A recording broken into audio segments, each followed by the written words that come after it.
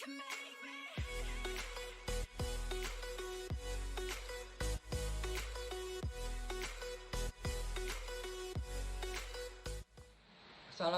warahmatullahi wabarakatuh.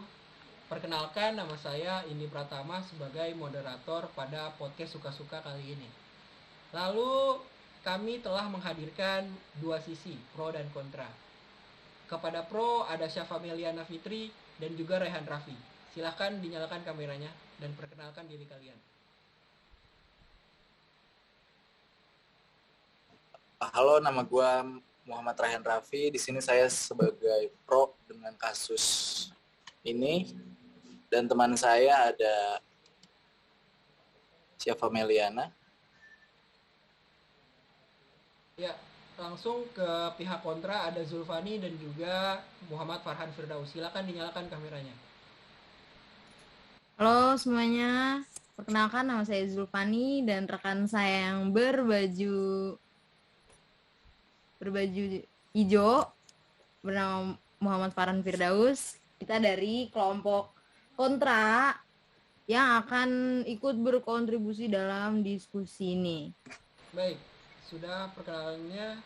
Baik, kita akan mengangkat kasus Fidelis sebagai topik pembahasan pada podcast Suka-Suka kali ini. Izinkan saya memaparkan kronologinya terlebih dahulu. Baik, pada awalnya Fidelis mengenal Yeni Riyawati saat sedang berkuliah di Universitas Santa Dharma di Yogyakarta. Di sana Fidelis dekat dengan Yeni dan memutuskan untuk menikah. Yeni Riyawati mulai sakit saat mengandung anaknya yang kedua. Pada saat usia kandungannya masih 5 bulan, Yeni merasakan demam di separuh badannya. Setelah lahiran anak kedua, ia merasakan tubuhnya mulai tidak enak. Berulang kali Yeni cek ke dokter, namun hasilnya nihil. Tidak ada dokter yang dapat menemukan penyebab penyakit tersebut. Hal ini membuat Fidelis resah dan memutuskan untuk mencari cara pengobatan lain lewat internet. Sampai pada akhirnya Fidelis menemukan sebuah artikel bahwa tanaman ganja bisa menyembuhkan istrinya. Masuk kita ke pembahasan yang pertama, tapi sebelum itu izinkan saya memaparkan sebuah cuplikan. Kalau dalam undang-undang kan memang larangan orang menanam ganja ya. Dan Fidelis ini dia menanam ganja tidak juga melakukan pemberitahuan. Karena dalam undang-undang itu kan sudah jelas 5 batang aja ya kan ancaman hukumannya seumur hidup, apalagi 39 ya. Tolong dilihat baru ganja ini dalam sisi pengobatannya kayak apa, karena belum ada pembuktian secara medis gitu loh. Jadi ini jangan diputar balikan karena ada lingkaran ganja itu juga yang menginginkan ganja dibebaskan. Nah, ini kan kacau nih kalau cara-cara berpikir demikian. Udah 3.000 tahun lalu ganja dipakai nenek moyang kita untuk mengobati. Jadi kalau sekarang bicara riset sebenarnya juga terlambat karena di negara-negara lain sudah dilakukan penelitian dan sudah diproduksi obat-obatan dari ganja untuk mengobati penyakit kanker, diabetes, epilepsi dan lain macam sebagainya. Baik, berdasarkan kasus Fidelis dan cuplikan yang sudah kita lihat, bagaimana pendapat Anda mengenai penggunaan ganja di dalam bidang medis tersebut? Silakan pihak pro untuk menanggapi hal ini. Untuk masalah kasus ini sendiri ya, menurut saya kan sebagai yang pro kasus ini, saya membenarkan tentang Fidelis ini, tentang penggunaan ganja secara medis. Dengan riset dari luar negeri sudah banyak yang memakai ganja ini sendiri sebagai obat ya. Nah, sedangkan si Fidelis ini dia memakai secara diam-diam, dan sebelumnya diketahui Fidelis sudah mencoba untuk memberitahu ke BNN, tapi nggak ada cara untuk berbicara kepada BNN. Jadi nggak ada tempat untuk dia ngomong gitu loh. Akhirnya dia daripada terlambat gitu loh, akhirnya dia nekat untuk istrinya. Lalu membenarkan sendiri kalau ganja itu dipakai langsung ke istrinya. Nah, setelah Fidelis itu memakaikan kayak istrinya, ekstrak ganja itu, akhirnya istrinya kian membaik. Nah, setelah Fidelis tertangkap, tidak lama istrinya meninggal. Jadi yang saya simpulkan sendiri, ganja ini pun berguna gitu loh buat penyakit ini. Baik. Silahkan pihak kontra untuk menanggapi kasus tersebut. Ya, kalau kesimpulan saya sendiri berdasarkan pernyataan dari Bapak Budi Waseso yang tadi dipaparkan, bahwa penyalahgunaan ganja ini bahkan untuk 5 batang pohon yang ditanam itu hukumannya seumur hidup. Apalagi dengan 39 batang pohon ganja. Terlepas dari itu, untuk penggunaan pengobatan kepada istri Fidelis itu yang bernama Yeni, sebetulnya kesalahannya adalah pada ketika ia melaporkan ini kepada pihak yang berwajib, atau dalam hal ini BNN ataupun kepolisian, sudah ditemukan 39 batang pohon ganja yang sudah ditanam tersebut. Maka itulah mungkin yang menjadi titik kesalahan mengapa Fidelis dipenjara. Dalam hal ini, terlepas daripada akibatnya bahwa istrinya Yeni meninggal dunia, itu pun bisa menjadi bukan menjadi satu faktor utama penyebab meninggalnya Yeni. Bisa jadi ada faktor lain gitu. Baik, berakhir kita di pembahasan yang pertama. Izinkan saya masuk ke pembahasan yang kedua. Tapi sebelum itu ada juga cuplikan tentang pembahasan yang kedua ini. 22 hari itu dia hanya 2 kali bertemu istrinya. Setelah ditahan itu ada 2 kali dia dibawa untuk melihat istrinya di rumah sakit. Terakhir itu tanggal 6 Maret. Setelah itu dia sama sekali tidak pernah lagi bertemu. Termasuk ketika sudah kritis di ICU. Kami luar biasa sulitnya mengurus izin supaya bisa Fidelis ini mendampingi istrinya di saat-saat kritis. Dari malam kami mengurus izin, besok siangnya jam 11 kami baru bisa dapat izin, dan jam 12 sudah harus kembali ke rutan. Itu pun datang dengan pengawalan ketat polisi bersenjata laras panjang. Kemudian ketika pemakaman, dia hanya diizinkan pulang sesaat sebelum misa requiem dilaksanakan, dan ketika peti tertutup tanah, dia langsung dibawa kembali ke rutan. Baik, seperti cuplikan yang sudah saya tampilkan, berdasarkan cuplikan tersebut, bagaimana pendapat Anda sekalian mengenai hukuman Fidelis yang menggunakan ganja untuk medis? Silakan untuk kontra memberikan pendapat. Oke, baik.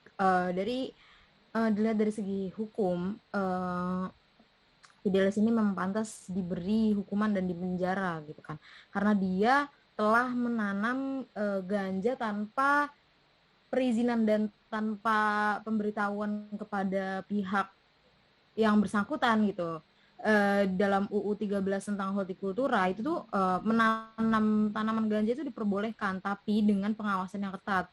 Prihasto selaku Direktur Jenderal Hortikultura itu menegaskan kalau tanaman ganja harus dalam pengawasan ketat dan mendapat izin jika dibudidaya sebagai tanaman obat.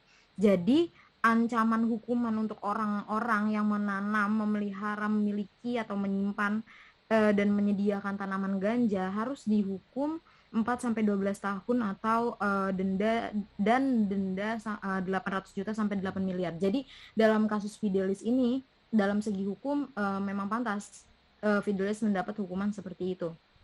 Baik, untuk pihak pro dipersilakan memberikan pendapat.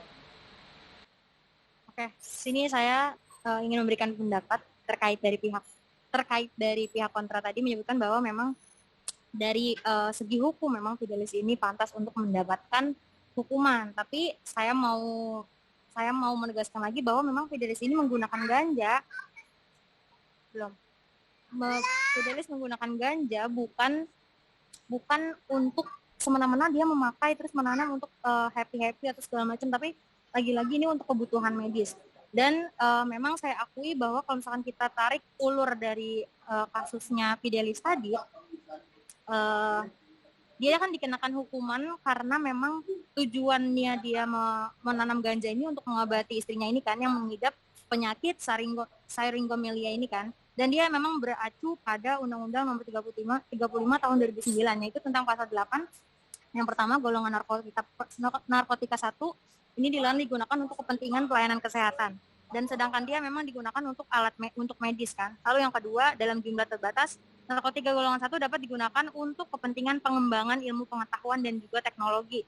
Sedangkan dia memang tidak digunakan untuk kepentingan tersebut kan.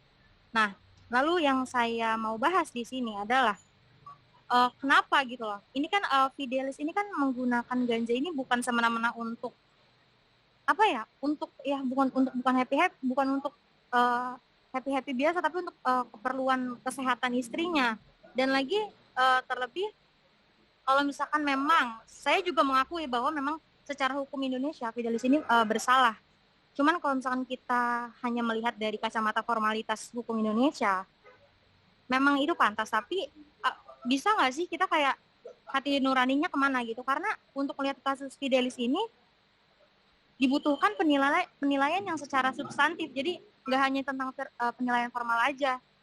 Karena kan ya kasus ini dia memakai ganja untuk istrinya. Terus ya kita sesama manusia aja membutuhkan pertimbangan akal budi, akal moral kita sesama manusia gitu. Baik. Itu saja. Selanjutnya ada lagi.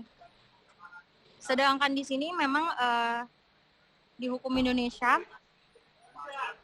keseimbangan ini kan, kita kan melakukan hukum ini memang para penegak hukum ini harus memperhatikan ya tingkat keseimbangan antara, jadi harus sama-sama adil di antara yang lainnya.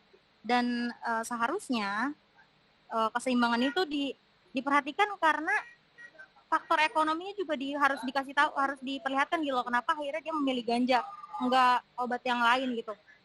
Karena kan ini alternatif kan, ganja itu alternatif. Kalau misalkan memang mungkin dia dalam keadaan ekonomi yang ada, pasti dia bakal memilih di rumah sakit mahal atau bahkan di luar negeri. Tapi kan ini dia harus pertimbangan ekonomi juga gitu loh. Nah di sini kan dia menggunakan ini mungkin hal satu-satunya yang bisa dia pakai untuk penyembuhan istrinya gitu, yang dia nggak perlu membutuhkan uang banyak untuk ini. Jadi harus mempertimbangkan kondisi sosial ekonomi orang gitu. Baik, saya rasa Jadinya cukup pendapatnya. jadinya bakal muncul pengecualian gitu di penegakan hukum. Jadinya adil, sama-sama adil aja. Nggak mungkin yang kaya, Mohon pihak pro berikan kesempatan kepada moderator. Baik. Oke. Sudah cukup pembahasan kita di siang hari ini. Sangat panas sekali ya, seperti cuaca yang ada di siang hari ini. Oke, itu saja pembahasan yang kita bahas dalam KOSU, Podcast Suka-Suka. Jadi, izinkan saya sebagai moderator mengundurkan diri. Semoga kedepannya kita akan ada episode kedua jika like dan komennya banyak.